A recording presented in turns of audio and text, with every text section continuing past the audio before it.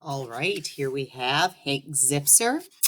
Is he going to get out of fourth grade? We're going to find out today. I think we left off, and his parents were headed to parent teacher conference. I bet he has to stay in fourth grade. Chapter 21. My mouth went dry, and my knees started to shake. But, Mom, I said, how did you know it was parent-teacher conference day? My mind raced. Maybe she had found the brown envelope that I had left stuffed in the bottom of my backpack under all the half-eaten granola bars.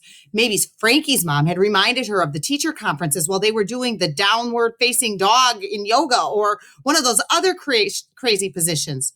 Or maybe Miss Adolph had implanted a communication device in my mom's head during back-to-school night and was sending secret messages to her. That had to be it. Miss Adolph called to set up an appointment. My mom said, "What? No implant device?" What was wrong with me? Why hadn't I thought of the telephone? Apparently, there was a pink sign-up slip that a certain young man was supposed to bring home. My mom said, ruffling my hair with her hand. And when you didn't return yours, Miss Adolph called us directly. My face must have turned all colors of red, green, and blue because my mom reached out and gave me a little kiss on the cheek. Don't worry about it, honey. I know how things slip your mind, but I thought you'd got... We wouldn't miss your teacher conference, Hank, my dad said. Not even for Filbert Funk. Or Stone Cold Rock, my mom added. Your education is very important to us. My dad added. Uh-oh, he was starting to sound like himself again. But what about the band and the fully stocked bus and everything? Was all I could manage to say. Oh, when we told Skeet and the boys that we had an appointment with your teacher, they didn't mind coming back to New York early, my mom said. They said they were down with that. Oh, no. Now she was doing it too. Miss Adolph mentioned that we should bring a large brown envelope she sent home with you, my mom said. I assume that's stuffed in your backpack with all the other papers you always forget? The room was starting to spin. All my plans going down the drain in front of my eyes. Before I could move, my mom was unzipping the large compartment of my backpack and pulling out the hideous brown envelope. I hate you, brown envelope. Come on, Stanley, we better hurry. Wait, I said, desperate to stop them. You can't go. Why not, honey? Because what? Look at Dad. He's wearing leather pants. So, I think they look kind of cute on him. Cute? Maybe she's temporarily lost her sight in both eyes. So, my teacher will think you're a rock star, Dad.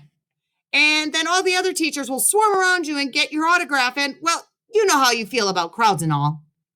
I looked over at Emily for help. She actually looked like she felt sorry for me. My mom picked up her purse and headed for the door. We're looking forward to talking to your teacher, Hank. I'm sure she'll have many lovely things to say about you. My dad gave me a soul brother handshake. Keep it real, dude, he said. Later. And with that, he bopped out the door after my mom, and they were waiting for the elevator. I think I heard him say, "Ram dang, diggity ram dang." But I can't be totally sure. I felt sick to my stomach. I ran to the phone to call Frankie. "Townsend here, talk to me," he said. Frankie never said hello. "It's me. Bad news. They came back early." "What happened?" Frankie asked. "It's a long story involving leather pants and a telephone," I said.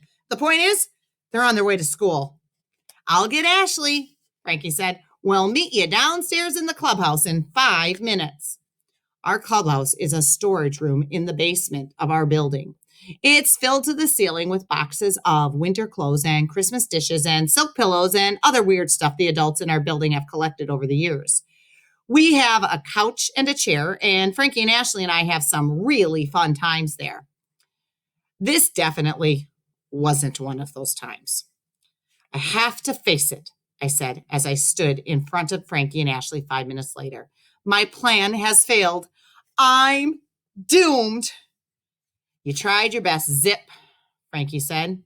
Here, I made this for you, Ashley said. She handed me a 3-ring notebook with the word Hank written on the front in bright red rhinestones. You can use this next year, no matter what grade you're in. Thanks, Ashwina. I'm going to miss you guys. Who will I talk to in class? You can talk to me, said a nasal voice from the hallway. I'll be in class with you. I spun around, and sure enough, it was Robert Upchurch, my new classmate and best friend. It won't be so bad, Hank, the little nerd said. We'll hang out together in the yard. I know you like to play ball, and I don't participate in physical games, but I'm sure we'll enjoy good conversations about many topics such as penguins, the internal combustion engine, and nanobots. I can't believe how lucky I am. No way. I can't repeat 4th grade. Not with him. I just can't. I'm not sure what was in my mind at that very second, but I knew that I had to get to school, had to try to stop what was going to happen to me. I ran out of the clubhouse, down the hall, up the stairs to the ground floor, and out the door of our apartment building. I ran and I ran and I ran and didn't stop until I reached the door of Miss Adolph's classroom. Chapter 22. I stood there in the upstairs hall of PS 87, panting like a cheetah that had just chased an antelope all the way across the jungle. The door to Miss Adolph's room was closed. A sign written in her handwriting said, "Do not disturb, conferences in progress." I leaned up against the door and pressed my ear to it really hard. I could hear voices in there, but I couldn't make out what they were saying. I heard Dr. Berger talking.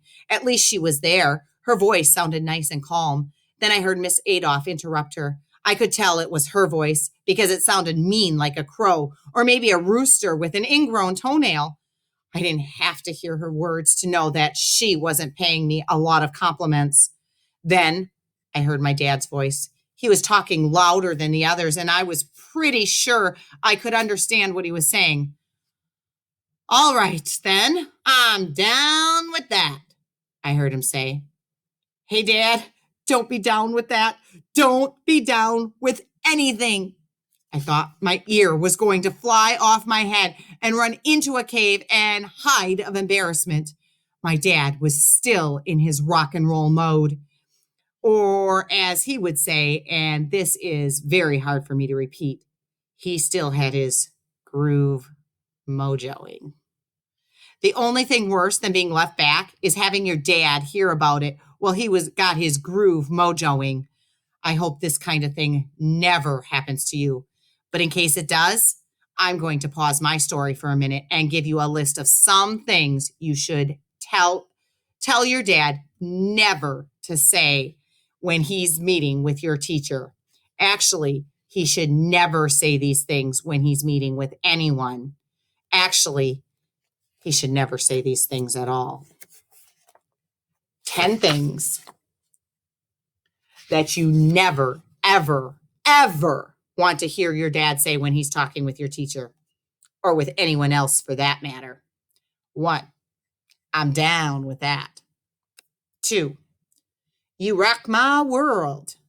3, want to see me break dance? 4, shake that thing. 5, let's get funky. 6, come on, come on, come on, come on, baby. Number 7, show me some love. Number 8, who's your daddy? Number 9, rock on, dudes.